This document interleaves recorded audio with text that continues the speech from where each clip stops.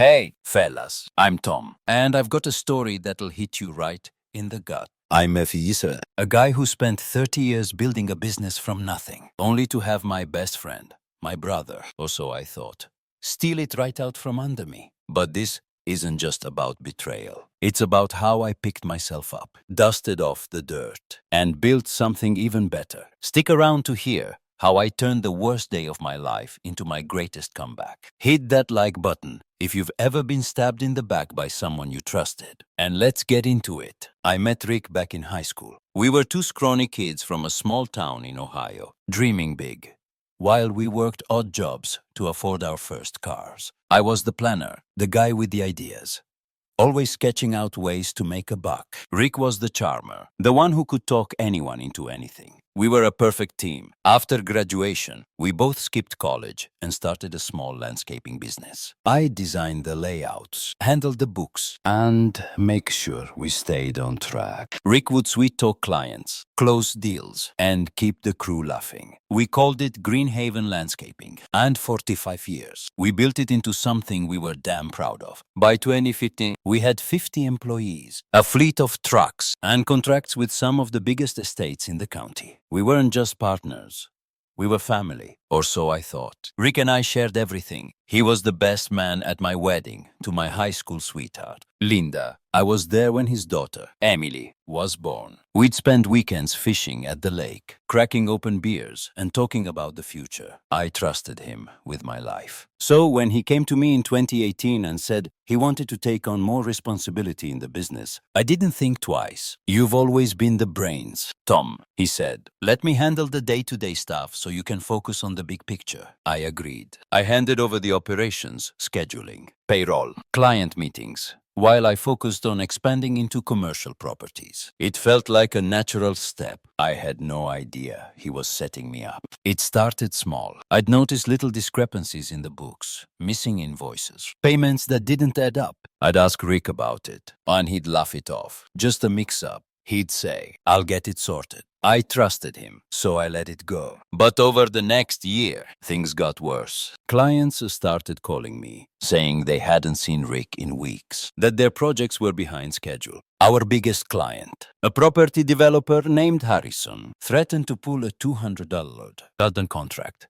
if we didn't get our act together. I confronted Rick, and he got defensive. I've got it under control, he snapped. You're always micromanaging. Tom, give me some space. I backed off, not wanting to ruin our friendship. That was my first mistake. In early 2020, I got a call from our accountant, Dave.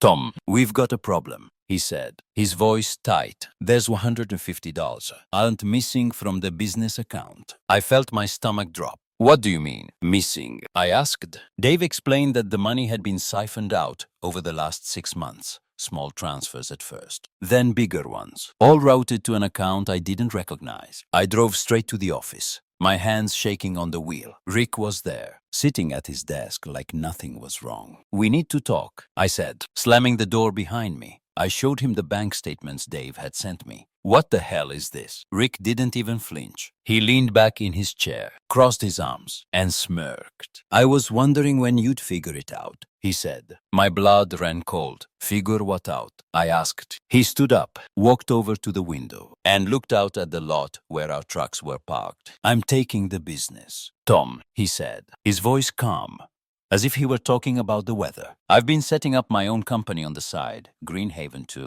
you could say. I've got the clients, the crew, the contracts. You're out. I stared at him, my mind racing. You can't do that, I said. This is our business, our name, our legacy. He turned to me, his eyes hard. Not anymore, he said. I've been moving money to my new account, and I've already filed the paperwork to dissolve Greenhaven. You can fight me in court if you want, but I've got the upper hand. You trusted me too much. Tom, that's on you. I don't remember much after that. I know I yelled, called him every name in the book, told him he'd regret this. He just stood there, that smirk never leaving his face. I stormed out, got in my truck, and drove aimlessly for hours. I ended up at the lake where we used to fish, staring at the water as the sun went down. I'd lost everything my business, my best friend, my sense of trust. I thought about my dad, who'd passed away a few years earlier. He'd always said, "Never trust a man who smiles too much." I should have listened. That night,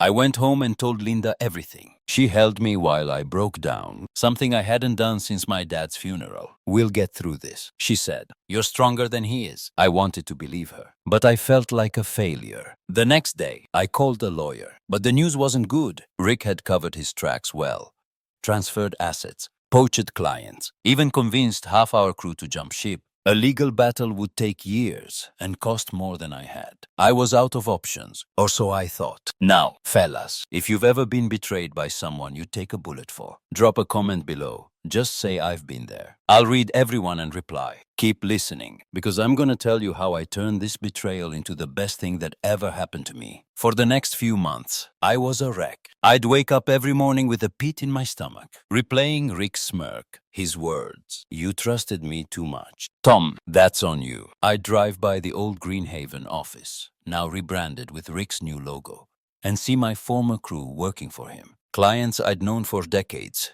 wouldn't return my calls. Rick had spread lies, told them I'd mismanaged the business, that I was the reason it went under. I felt like I'd lost my identity. I'd been a landscaper my whole life. Now what was I? Linda kept me sane. She'd cook my favorite meals, sit with me on the porch, and remind me who I was. "You built Greenhaven once," she'd say. "You can do it again." My son, Jake, who was 22 and working as a mechanic, came over one night with a six-pack. "Dad," he said, "you're the hardest working guy I know. Don't let that snake win." Their words lit a fire in me. I wasn't going to let Rick have the last laugh. I'd built a business from nothing before. I could do it again. But this time, I'd do it smarter. I started small. I had a little savings left, enough to buy a used truck and some basic equipment. I called my old friend, Mike, a guy I'd worked with years ago, who'd left Greenhaven to start his own gig. He was one of the few who hadn't jumped ship to Rick's new company. "I'm starting over," I told him. "You in?" Mike didn't hesitate. "Hell yeah," he said. "Rick's a dirtbag. Let's show him how it's done." We called the new business Havenscapes, a nod to my past, but a fresh start. I wasn't going to let Rick take my legacy completely. The first year was brutal. I worked 16-hour days, knocking on doors, handing out flyers, offering free consultations to anyone who'd listen. Most people turned me away. Rick's lies had done their damage, but a few gave me a chance. An older couple, the Millers, hired me to redo their backyard. They'd been Greenhaven clients back in the day and said they never believed Rick's stories. "You've got an honest face." Tom, Mrs. Miller told me. That job was my first win, a small one, but it gave me hope. I poured everything into it, designing a garden with a stone pathway and a koi pond. When it was done, the Millers invited their friends over to see it. Word started to spread. Slowly, I built a new crew.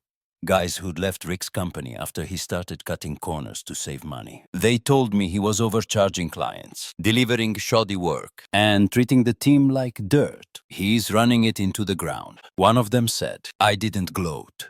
I just kept working. By the end of 2021, Havenscapes had a dozen steady clients, mostly small residential jobs, but it was a start. I focused on quality, on building relationships, on doing things the right way. I'd learned my lesson about trust. I kept a close eye on the books, handled the finances myself, and made sure every contract was airtight. In 2022, things took off. A local real estate developer, Miss Carter, hired me to landscape a new subdivision.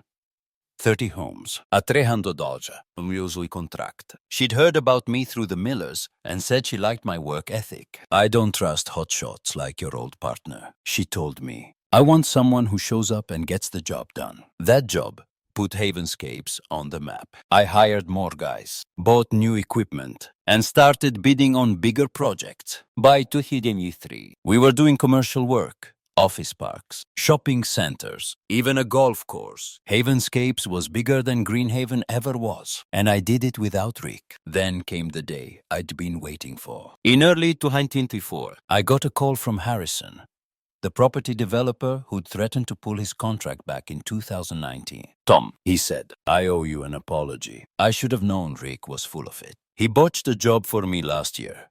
Cost me $50. Someone to fix his mess. I heard you're doing good work with Havenscapes. Can you take on a project? I smiled so wide my face hurt. I'd be happy to, I said. That project was worth 500 until our biggest yet. I drove by Rick's office that day. Saw the for sale sign out front. Word around town was his business had gone under. Too many lawsuits. Too many unhappy clients. He'd moved out of state. Last I heard. Chasing some new scheme. I didn't feel sorry for him. He'd made his bed. Today, Havenscapes is thriving. I've got 75 employees, a new fleet of trucks, and a reputation for doing things right. I take my crew out for beers every Friday. Make sure they know they're valued. Linda and I celebrated our 30th anniversary last month. She's still my rock. Jake works with me now, learning the ropes, and I'm teaching him the lessons I learned the hard way. I even started fishing again, something I hadn't done since Rick and I used to go. But now I go alone, or with Jake, and I don't miss the past one bit. Here's what I learned, fellas, and I want you to hear this loud and clear. First, trust your gut. If something feels off, don't ignore it. I should have questioned Rick sooner. Second, don't let betrayal define you. Rick took my business, but he didn't take my fight. Third, build your own legacy. I could have spent years in court fighting for what was mine, but instead, I built something better. And finally, surround yourself with people who lift you up. Linda, Jake, Mike. They got me through this. Rick was a lesson, not a life sentence. I'm sharing this story because I know there's a man out there who needs to hear it. If you've been betrayed. If someone's taken what's yours. Don't let it break you, let it make you. Drop your story in the comments. I want to know how you've handled a betrayal like this. I'll pick one to share next week. So make it real. Hit that subscribe button. And check out the video next to this one. There's more true stories waiting. Share this with your buddies too. We all need to know we're not alone in this fight.